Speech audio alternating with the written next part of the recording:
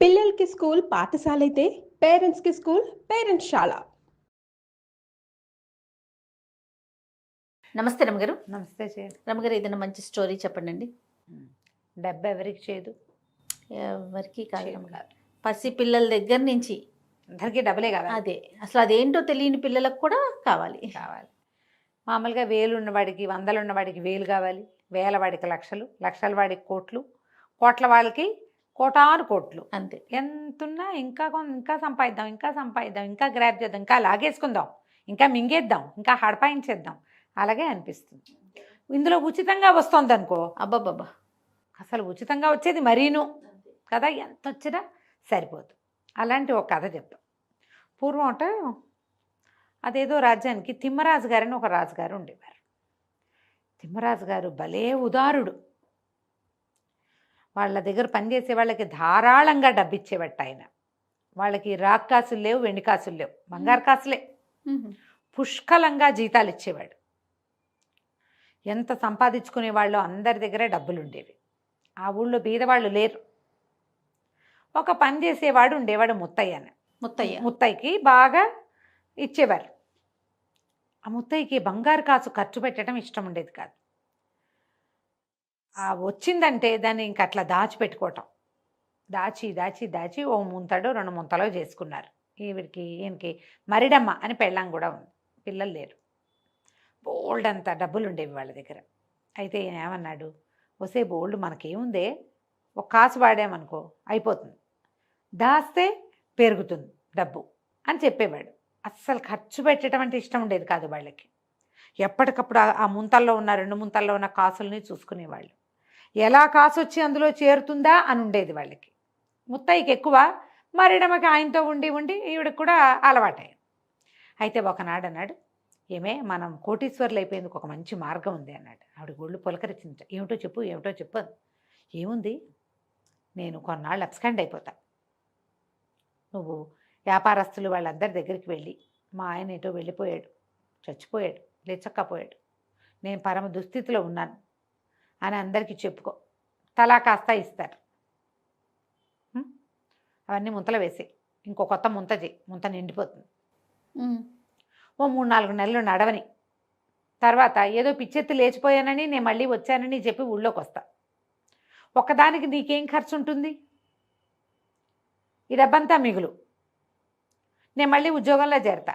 మన రాజుగారు తిమ్మరాజు గారు గొప్పవారు. 4 నెలల తర్వాత చేరితే 4 నెలల జీతము ఇస్తారు. నేను పని చేయకుండా 4 నెలల జీతానికి కనీసం 4 ఇంతలు ఇలా వచ్చే ఉచితం డబ్బు, ఇదంతా వచ్చినట్టే కదా అంటే, మరిడమ్మ సరేలే అని.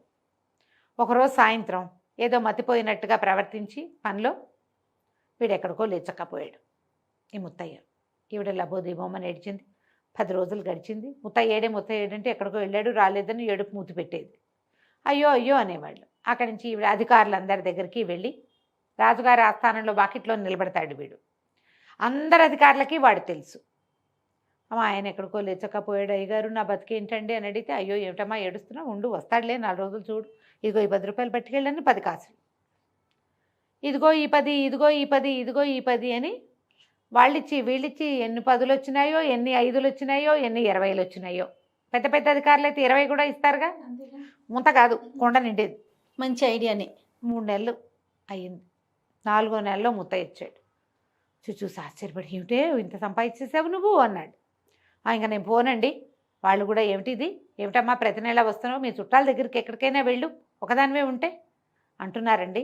నేను వెళ్ళనండి, నాకు సిగ్గుపోతోంది. 3 నెలల నుంచి నెల వాళ్ళింటికి వీళ్ళింటికి వెళ్ళి ఇన్ని డబ్బులు చేర్చా, నా వల్ల కాదండి, ఇంకా నేను వెళ్ళనంటే. ఈయనన్నాడు, మీ ముత్తయ్య వస్తుని వాళ్ళే ఇచ్చారు కదా ఐడియా, ఇది బాగానే ఉంది, రాత్రి వచ్చా కామ్గా వెళ్ళిపోతా, అన్నం పెట్టాయి తినేసి వెళ్ళిపోతా, 3-4 నెలలు మన చుట్టాలను వడుక్కో అన్నాడు. అనేసరికి సరే ఒప్పుకుంది. ఈమె ఒప్పుకుంటోంది చూడండి. ఒప్పుకుంది. వెళ్ళిపోయాడు. మర్నాడు ఏం చేసింది ఈవిడ, ఎక్కడెక్కడే పాత చుట్టాలు, మేనమామ తోడల్లుడి బావమరిది షడ్డు కూడా పట్టుకుంది. ఎప్పుడో పెళ్లిలో కలిసాం, ఎప్పుడో ముగ్గుల పోటీలో కలిసాం, ఎప్పుడో గుళ్ళో కలిసాం, ఎప్పుడో జాతరప్పుడు కలిసాం.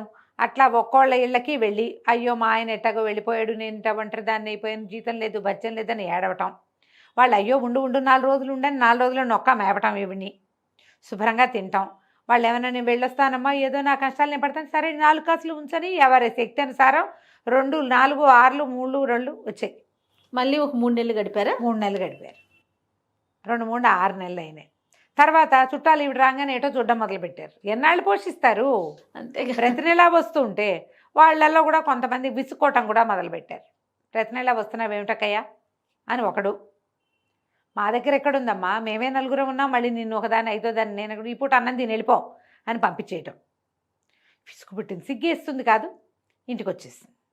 ఈ 3 నెలలు తిరిగేసరికి మరిడై వచ్చేసరికి నేను వెళ్ళండి, వాళ్ళ దగ్గర పరువు పోయింది, వీళ్ళ దగ్గర పరువు పోయింది, ఇక చాలు సంపాదించింది, వచ్చేసావని చెప్దాం, ఉద్యోగంలో చేరిపో అంటే, కాదు కాదు నువ్వు ఉండు, నేను ఇంకో మార్గం చెప్తానన్నాడు. ఇక అక్కడి నుంచి పొద్దునొచ్చి పడుకునేవాడు, ఎవరికి కనపడేవాడు కాదు. సాయంత్రం అయ్యేసరికి చీకటి పడేసరికి ఎక్కడికో వెళ్ళిపోయేవాడు. రోజు ఒక ముత్యం తెచ్చేవాడు, ఒక నీలం తెచ్చేవాడు, ఓ రత్నం తెచ్చేవాడు, ఓ సంచి తెచ్చేవాడు, ఏవేవేవేవో తెచ్చేవాడు. ఒకటి ఒకటి ఒకటి అప్పుడప్పుడు అమ్మేవాళ్ళు. వాడు ఎక్కడి నుంచి తెస్తున్నాడో ఈవిడికి తెలియదు. ఒకనాడు ఒక మంచి నీలం ఉంగరంలోంచి ఊడగొట్టింది. అమ్మబోయారు మొగుడు పెళ్ళాం ఇద్దరు. అమ్మేస్తే ఏముంది, కాసులు వస్తాయి, దాచుకుంటారు. వీళ్ళు ఇంతే తింటారు, అదంతా తినేటల్లా వాళ్ళు దాచేసుకుంటున్నారు. రాజుగారి భటులు పట్టేసుకున్నారు, ఈ నీలం ఎక్కడిది మీకు, ఇది ఫలానా ఉంగరంలోది అని అనేసరికల్లా మెమ్మ బెబ్బే అన్నారు. మరి వీడు మరిడేవి కాదు, నువ్వు ముత్తైవి కాదు అని చెప్పి పట్టుకున్నారు. గడ్డం పెంచుకున్నా ముత్తైని గుర్తుపెట్టారు. పదం ఏంటి పదన్నారు. తీరా ఇల్లు సోదా చేస్తే రాజుగారి సొత్తంతా ఉంది వీళ్ళింట్లో. వాడు అంతఃపురానికి వాకిట్లో ఉండేవాడు కదా, వాడికి లోపలన్నీ ఆనుపాను తెలుసు. రాత్రిపూట వెళ్ళి సంగ్రహించుకొచ్చేసాడు, కొద్దిగా కొద్దిగా చొప్పున ఇంట్లో చేర్చేసాడు. మొత్తం దొంగ సొత్తు రాజుగారిది పోయిందంతా దొరికేసింది. కొన్ని అమ్మారు, కొద్దిగా అమ్మినవి పట్టేశారు. ఎందుకంటే ఏ కొట్టువాడు నీలం కొంటున్నాడో వాడి దగ్గరే ముత్యాలు కూడా అమ్మారు. వాడు చెప్పాడు, దొంగ సొత్తని మాకేం తెలుసు, ముత్యం పట్టుకొచ్చి అమ్మితే ఇచ్చాను డబ్బులు అన్నాడు. పట్టేశారు. మొత్తం ఇల్లంతా సోదా చేశారు. బోలెడంత కుండల్లో ముంతల్లో డబ్బులు, చోరీ సొత్తు అంతా రాజుగారిది. మర్నాడు రాజుగారి దగ్గర చేర్చారు. తిమ్మరాజు గారు చాలా గొప్ప రాజుగారు. చోరీ సొత్తుతో సహా పట్టుపడ్డాడు. ముత్తైకి ఉరే, ఆ మరిడమ్మ కూడా ఉరే వేస్తారు. మరి అంతే, దొంగతనానికి ఉరి శిక్ష ఆ రోజుల్లో. దొంగతనాలు చేయకూడదు. రాజుగారు లిబరల్గా అంతంత జీతాలు ఇస్తూ ఉంటే పేదవాడు అన్నవాడు లేడు ఆ రాజ్యంలో. పిసినారు వాడు వీడొక్కడే ఉన్నాడు, పిచ్చి వెధవ. ఆ రాజుగారిని ఎలాగో ఊరేస్తారు, ఆయన అంత గొప్ప రాజు కదా అని అనుకున్నారు. మొత్తం జనం అంతా చేరారు, కిటకిటలాడిపోతుంది సభాభవనం. మొత్తం సొత్తంతా పెట్టారు. రాజుగారిని 2 మూటలుగా కట్టండి తిని అని చెప్పాడు. 2 పెద్ద పెద్ద మూటలు చేశారు. ముత్తయ్య, ఎంత కష్టపడి సంపాదించావు నువ్వు, మీ ఆవిడ కూడా సాయం పట్టిందనుకో, చెరుకో బస్తా ఎత్తుకుని ఇంటికి వెళ్ళిపోండి అని చెప్పాడు రాజు. అందరూ నిర్ఘాంతపోయారు. నీ తిమ్మరాజు గారి తెలివేమిటి ఇట్టా ఉంది, వాడు దొంగతనం చేశాడు, అబ్స్కాండ్ అయిపోయి వాళ్ళ ఆవిడ అందరిళ్ళకి వెళ్ళి రూపాయలు 10, 2, 3 వసూలు చేసింది. పైగా అదంతా పోని ఏదో ధర్మానికి ఇచ్చారు అనుకుందాం, వాడు లేడు, ధర్మానికి ఇచ్చారు. దొంగ సొత్తు ఏం తిమ్మరాజు గారు తెలివి ఏడిసినట్టుంది అనుకున్నారు. సరే, మర్నాడు పొద్దున అయినా ఏదో బియ్యం కొనుక్కోవటానికి ఒక బంగారు కాసు తీసుకుని కొట్టుకెళ్ళాడు. బియ్యం ఉన్నారు, లేవు అని పంపించేశారు. వాళ్ళు మేము అమ్మమ్మ అని చెప్పారు. ఇక మొత్తం ఊరంతా తిరిగిన గుప్పెడు బియ్యం ముట్టలేదు, చెంబెడు పాలు దొరకలేదు, ఏ వస్తువు కొనలేకపోయారు. డబ్బులున్నాయి. అక్కడి నుంచి చుట్టుపక్కల పల్లెటూళ్ళన్నీ తిరిగారు. ఏ పల్లెలోనూ వీడి రూపాయికి ఒక్క వస్తువు కూడా మారకానికి రాల. 5 రోజులు గడిచేసరికి ఆకలికి నకనకలాడిపోయారు. ఇంట్లో ఏవో ఉన్నాయి, పైగా వీళ్ళు కళగా 4 కొనుక్కుని పెట్టుకునే వాళ్ళు కాదు, పీనాసి వాళ్ళు. డబ్బులు దాచుకునేవారు. డబ్బు, బంగారం, ముత్యాలు, రత్నాలు అన్నీ ఉన్నాయి. లేదు, ఉచితంగా వచ్చే గాలి, దొడ్లో ఉన్న నూతులో ఉన్న నీళ్లు తప్ప ఏమీ లేవు. పోనీ 2 మొక్కలు మేమే పెంచుకుంటామంటే మొక్కల గింజలు కావద్దు, గింజలు వాడెవడు ఇవ్వడు. బాయ్కాట్, కంప్లీట్లీ సోషల్ బాయ్కాట్ చేసి పారేశారు. ఇంకేం లేదు, ఒక్క మాట కూడా అంటల్లా. అమ్మవు నీకు అంతే, మేము ఇచ్చేదిలే, వెళ్ళిపో. ఎవరు పరుషంగా మాట్లాడలేదు, కేకలేదు, తిట్టలేదు, నీకు ఇంతే చేస్తాను లేదు, ఏమీ అనలా. 8వ రోజు వచ్చేసరికి గుడ్లోకి వచ్చినాయి. తను అన్నాడు, ఏమే పద మన చుట్టాలందరి ఇళ్ళకి వెళ్ళొద్దాం అని చెప్పి అందరి ఇళ్ళకి వెళ్ళి 2, 3, 5 ఎవరెవరు ఏమేమి ఇచ్చారో అందరికి అప్పచెప్పాడు. మొదట ఓ చుట్టాలు భోజనం పెట్టారు, రాత్రికి అన్నం తిని ఇంటికి వచ్చారు. మర్నాడు ఒక్కో అధికారి ఇంటికి వెళ్ళి ఎవరెవరు ఎంత అంతా అన్ని డబ్బులు ఇక్కడే ఉన్నాయి, వాళ్ళు ఏం వాడితేగా అన్ని డబ్బులు అప్పచెప్పాడు. రాజుగారి చోరీ సొత్తు ఏ బిల్డింగ్లోంచి ఏమేమి పట్టుకొచ్చాడో మొత్తం అన్నీ ఎక్కడ తీసుకెళ్ళి అక్కడ పెట్టేశాడు. ఇక అంతే, మొత్తం అప్పచెప్పేశారు. అన్నీ అప్పచెప్పి మొగుడు పెళ్ళాం నీరసంగా వాకిట్లో కూర్చున్నారు. దేవుడా అని రాజభట్లు వచ్చారు.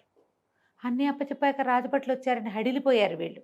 చుట్టుపక్కల వాళ్ళు కూడా వీడు పాపం అన్నీ వెనక్కి ఇచ్చేశాడు, దొంగ సొత్తుతో కనపడ్డప్పుడు రాజుగారేమో వదిలిపెట్టాడు, ఇప్పుడు అన్నీ ఇచ్చేశాక వీడి వెంట పడ్డాడు ఏమిటి అనుకుంటే ఈ వచ్చిన సైనికులు సంచుల్లోంచి చక్కగా రుచికరమైన ఆహారం తీసి ముత్తైకి మరిడమ్మకి పెట్టారు.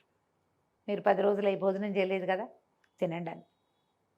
ఏమి తినలా, ఏదో ఇంత తింటున్నారు, ఏం లేదు వాళ్ళ దగ్గర. శుభ్రంగా కూర్చుని తిన్నారు. రేపటి నుంచి మీరు వంట చేసుకోకర్లా, మీ భోజనం రాజప్రసాదం నుంచి వస్తుంది అని చెప్పారు.